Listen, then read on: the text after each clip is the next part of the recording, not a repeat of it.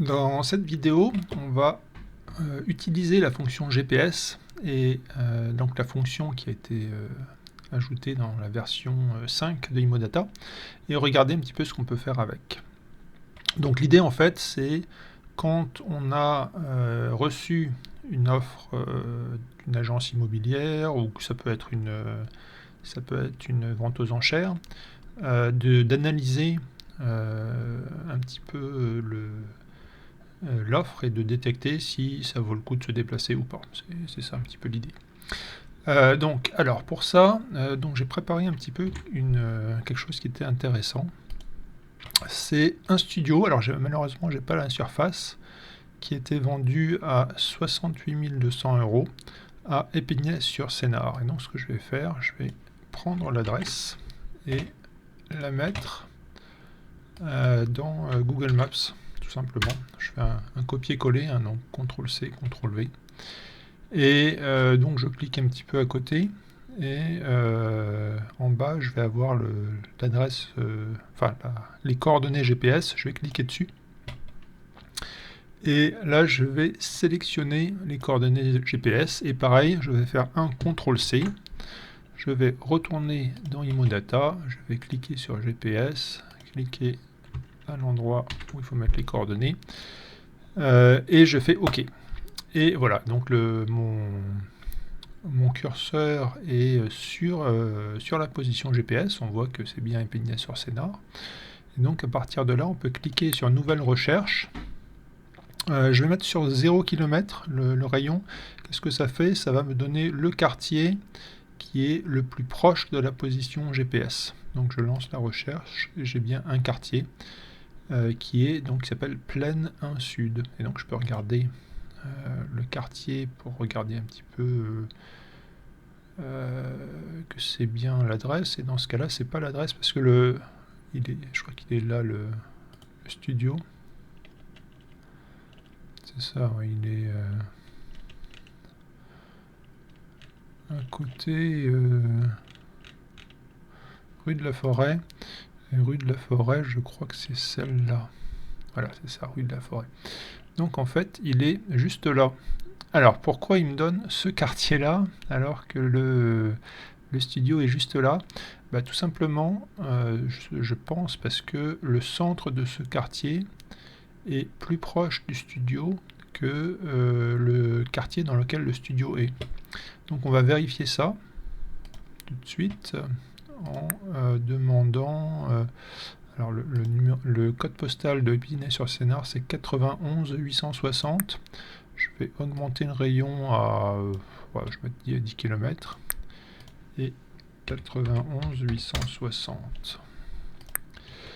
Voilà, et donc dans Épinay-sur-Sénart, qui n'est pas une très grande ville, j'ai 4 quartiers. Donc Plaine 1 Sud, c'était celui qu'on vient de voir. Nord, il doit être au nord, donc c'est pas celui-là. Il reste les cinéastes et forêt. Les cinéastes, on va regarder ce que c'est. Il est juste au-dessus. Là, il y a le Plaine 1 Sud. Donc Plaine 1 Nord, ça doit être cette espèce de petit triangle. On va vérifier. Oups, pas ça. Plaine 1 Nord. C'est bien ça, oui, ça ressemble à une espèce de triangle avec un petit bout là. Et donc le quartier dans lequel doit être le studio, ça doit être la forêt. On va vérifier tout de suite. Voilà, et donc c'est bien ça en fait, hein. Le studio est là, Plaine 1 Sud c'est là, donc ils sont pas très loin. Par contre, comme le quartier de la forêt est très grand, en fait, le centre du quartier est plus loin du studio que le centre du quartier Plaine 1 Sud. Et donc c'est intéressant parce que si on regarde le prix au mètre carré de ce grand quartier là, on va avoir des... Alors, si ça c'est que des forêts, il n'y a pas que de maisons. Et si les maisons sont là, ça a quand même du sens. Mais bon, c'est... disons que le prix au mètre carré du quartier Plaine 1 Sud est intéressant également pour garder le prix au mètre carré de ce studio. Même si, bon, ce sera quand même le prix au mètre carré du studio à la Forêt qu'il faudra regarder en priorité, mais pas uniquement. Je pense que le quartier est partagé en deux, là, avec la station de RER. Généralement, ça scinde bien les quartiers, ça, les lignes de RER. Donc probablement que le prix au mètre carré dans ce quartier-là, au sud, est différent du prix au mètre carré de ce quartier-là. On va regarder tout ça dans Immodata. Donc tout simplement, on va regarder le prix au mètre carré. Ok, et donc, alors voilà, donc, prix au mètre carré de la Forêt, 2455, prix au mètre carré Plein Sud, 1782. Donc on voit qu'il y a une grosse différence. Alors c'est pas des prix au mètre carré qui sont très hauts, parce que pour vendre un studio 68 000 euros, un prix au mètre carré autour de 2000 euros, ça fait quand même des gros studios, hein. Ça fait plus de 30 mètres carrés le studio, donc c'est pas évident que ça soit une super affaire. Ce qu'on va faire, on va regarder directement les prix au mètre carré des T1. On va regarder les T2 aussi. Et alors là, ce qui s'aperçoit, ce qu'on va voir, en fait, on n'a que le prix au mètre carré des studios et des T2 dans le quartier Forêt. On peut le regarder d'ailleurs. Prix au mètre carré des T1 2843, prix au mètre carré des T2 2472. Alors pourquoi les autres quartiers n'ont pas de prix au mètre carré? Tout simplement parce qu'il n'y a pas de vente. Ou il y a très peu de ventes, et s'il y a très peu de ventes, s'il y a vraiment pas grand chose, les moyennes ne sont pas calculées parce qu'elles ne sont pas très représentatives. Mais ce qu'on peut faire, c'est rajouter des données. Donc là, par défaut, on a les données de 2020 et 2019, ce qui permet quand même d'avoir les prix, on va dire, les plus proches de la réalité. On va rajouter 2018, on va rajouter toutes les données. Et là, alors là, on a plus d'informations. Donc là, on a par exemple un prix au mètre carré des T1 pour Plein Sud qui est surprenamment, qui est très très haut, 4416, alors que le prix au mètre carré, c'est presque 3 fois plus que le prix au mètre carré. Donc là, il y a quelque chose vraiment qu'il faut regarder de plus près. Ce que je vais faire, c'est je vais cliquer sur exporter les résultats. Et donc là, je sais où le fichier est. Je vais aller voir le fichier, on va regarder ça d'un petit peu plus près. Donc dans Immodata, et là j'ai le fichier export du 13 mai 2021 à 21h13. Je clique dessus, je l'ouvre, et là j'ai quelques informations qui vont m'intéresser. Le premier, c'est le nombre de ventes. Donc le nombre de ventes, c'est s'il y a très peu de ventes, il y a plus d'incertitude sur le prix. Là, comme j'ai pris les 5 années, il y a pas mal de ventes. Donc Plein Sud, il y a 54 ventes. Donc ça, c'est le nombre de ventes, c'est le nombre de ventes total, hein. Donc ça va me donner une bonne idée du prix au mètre carré. Donc cette donnée-là, elle est quand même basée sur beaucoup de ventes, donc elle est assez fiable. Maintenant, ce que je vais regarder, c'est le pourcentage de T1. Alors, pourcentage de T1, là, il n'y en a vraiment pas beaucoup. Sur le quartier Forêt, 5% de 202, ça va faire, ça va faire une dizaine de T1. 1% de 54, ça va en faire 1. Et 0% de T1, ça va en faire 1 aussi. Hein. C'est arrondi à 0, mais c'est 1, quoi. Donc en fait, tout ce que je sais, c'est que une moyenne calculée sur 10 T1 dans le quartier Forêt était autour de 2834, et qu'il y en a un qui s'est vendu en Plein Sud à 4416. Alors, j'ai pas la surface du studio.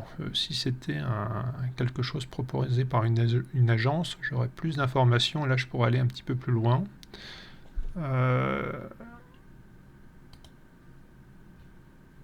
Si c'est un studio de 30 mètres carrés qui se vend à 4416 euros, tout de suite je vois que 68 000 euros c'est moitié prix, quoi. Donc, bon, c'est... Si on se base sur le prix au mètre carré, on va même pas le voir. D'ailleurs, c'est probablement ce qui s'est passé, parce que sur la vente aux enchères, il n'y avait pas de concurrence, quoi. Il a été proposé à 68 200, et quelqu'un l'a acheté 68 200, donc bah, il était tout seul. Il n'y avait personne qui s'y renchérit. Donc, et si on regarde juste le prix au mètre carré, bah, effectivement, un studio à 68 200 euros, quand le prix au mètre carré dans le quartier est de 1789 euros, on va même pas voir, c'est beaucoup trop cher.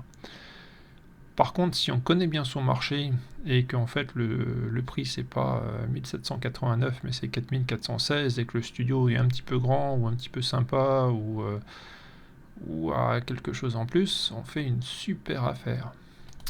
Alors quand même, bon, là c'est une vente sur 5 ans, donc ça serait surprenant que ça soit un studio aussi qui se vende à ce prix-là. Mais bon, c'est là où on peut effectivement voir qu'avec cette étude qui a duré 5 minutes, hein, enfin peut-être un petit peu plus, parce que j'explique en même temps, mais rapidement, on peut détecter s'il y a du potentiel ou si ça vaut pas le coup. Et là, en fonction de la surface, il y a peut-être du potentiel. Il faudrait creuser un petit peu plus en appelant les agences tout simplement. On regarde à Épinay-sur-Sénart ou s'il y a une agence ou même quelques-unes à Épinay-sur-Sénart, on les appelle, on a l'adresse, on discute un petit peu avec les agents immobiliers et puis on se décide à aller voir ou pas, tout simplement. Et donc voilà, donc je trouve que c'était un exemple intéressant parce que bah, quand on voit le bien, on regarde le prix au mètre carré sur meilleurs agents du quartier, bon, on se dit c'est pas intéressant, quoi. C'est même pas la peine de se déplacer. Et quand on creuse un petit peu sur ce qui a été vendu après, ça reste quand même très cher, hein. Je veux dire que bon, il y a peu de chances que ça soit un studio à 4416 euros du mètre carré. Mais ça vaut le coup de faire quelques appels téléphoniques et on n'aurait pas eu cette information-là si on n'avait pas si on n'avait pas creusé un petit peu plus et si on s'était arrêté aux informations qui sont disponibles à tout le monde en fait, hein, et c'est pour ça que personne n'est allé voir, c'est parce que il était trop cher par rapport aux informations que tout le monde a. Voilà, donc je trouvais que c'était intéressant. Et alors bien sûr, c'est pas limité à regarder voir si des gens ont fait des bonnes affaires ou pas sur les ventes aux enchères passées. C'est surtout intéressant pour étudier un bien rapidement proposé par une agence. Et bien sûr, je reviens dans Immodata, on n'est pas obligé de s'arrêter au prix au mètre carré. On peut rajouter tous les commentaires, voir quel est le nombre de locataires, combien il y a de locataires en HLM. Si on veut louer des studios, ça va être 15-29 ans, donc il faudra que ça soit qu'il n'y ait pas de quelques pourcents. Des emplois, on veut toujours, s'il y a 20%, 30% de chômeurs, bon, c'est risqué. S'il y a beaucoup d'étudiants, c'est pas mal aussi. Donc voilà, on garde toutes ces informations-là. Et comme ça, on a une chômeur. Donc chômeur, bon. Alors plein d'un sud, c'est 2 fois plus que forêt hein, quand même. Donc bon. Ok. Locataire. Il y en a pas beaucoup à la forêt. Donc bon, tout ça c'est intéressant.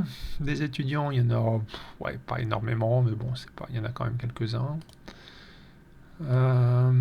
Qu'est-ce qu'il y avait d'autre que je voulais voir? HLM, forêt, il n'y en a pas. Plein sud, il y a 46%. Bon, c'est des quartiers très différents. Moi, je pense que ça vaut le coup de téléphoner aux agences, de regarder un petit peu les photos sur Google Maps, de comprendre un petit peu, d'avoir un peu plus d'informations sur le bien, et en fonction de ça, peut-être de se déplacer. Voilà, c'était une utilisation d'Immodata pour analyser un bien proposé par une agence. Et j'espère que ça vous a intéressé.